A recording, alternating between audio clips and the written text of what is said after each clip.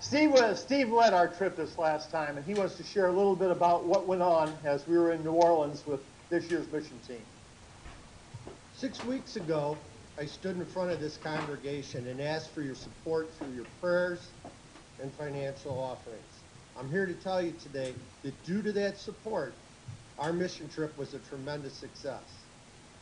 I decided to dress in my work clothes today because upon reflection, it came to me that dressed this way, I did more to spread the word of God in 1 week than I had in a lifetime of Sundays dressed in my suit.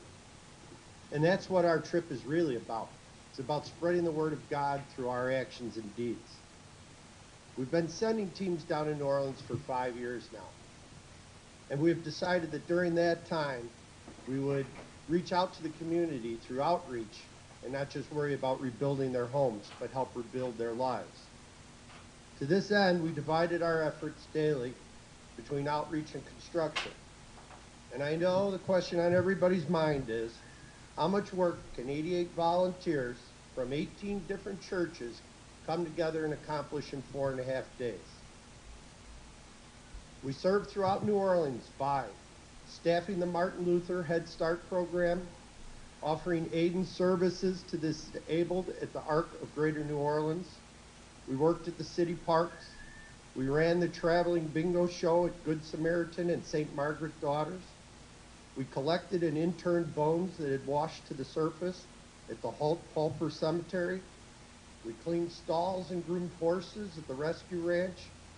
We staffed the St. Bernard Food Pantry. We worked at the Rising Sun Senior Center. We worked as teachers' assistants at the charter school. We participated in numerous prayer walks. We organized and ran Trinity Fest, a neighborhood celebration involving dinner, music, food, and worship service. We knocked on 500 doors promoting Trinity Fest, meeting the neighbors, and building a relationship. Our construction team built the 57-foot chair ramp for Violet. For Patricia, we tore down a dilapidated shed and built a new 26 by 10-foot shed that she could move her belongings into and begin the recovery of her home. For Joe, a man so desperate to get back in his home that he accepted any type of help, no matter the quality. We rehung all the drywall in his home that had been installed poorly and then finished taping. During the storm, Melaine spent 1 week living in the second floor of her house, waiting for the 12-foot flood waters to subside. But she could no longer access it as the stairs had become badly rusted. We tore down those stairs and built her a new staircase. At Trinity Claiborne, we tore off the rotted roof and reshingled 4,000 square feet of roofing. To give you an idea, Trinity Claiborne is very similar to this church. So imagine tearing off all the plywood and roofing off the sanctuary and re-roofing it in that week. We bricked in windows and doors, relocated windows, built knee walls and exterior openings, framed walls, installed floor joists, installed decking and beams, cut away part of the roof and added a dormer, tore off a 20-foot rotted section of the rafters and replaced them with new structure, cut down 2 trees, dug a 100-foot trench around the building and laid drain tile. We needed a lot of materials to accomplish these tasks, and your donations funded them. I think the amount of work can speak for itself when I put the material list together.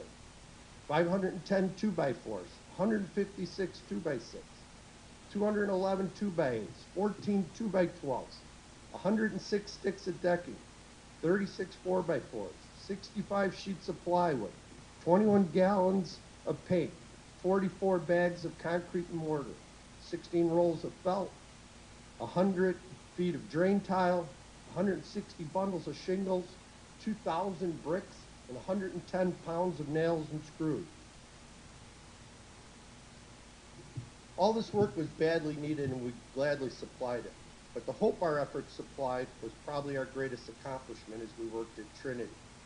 Cars and trucks would pass, blowing their horns and waving, shouting on our efforts at rebuilding their church that had stood empty for 5 years. It gave them hope. I'd like to acknowledge the members of your congregation who answered the call. If you guys could just stand for a moment, I won't embarrass you. Pastor Shaw, Pastor Moritz, Larry, Dan, Gary. We could give them a round of applause.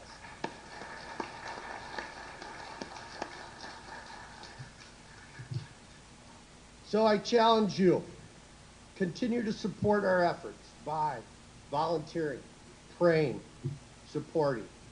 And more importantly, I challenge you today to get out of the box, get off your pews, get out of the safety of the walls of St. Matthew's, reach out to the community and spread the word.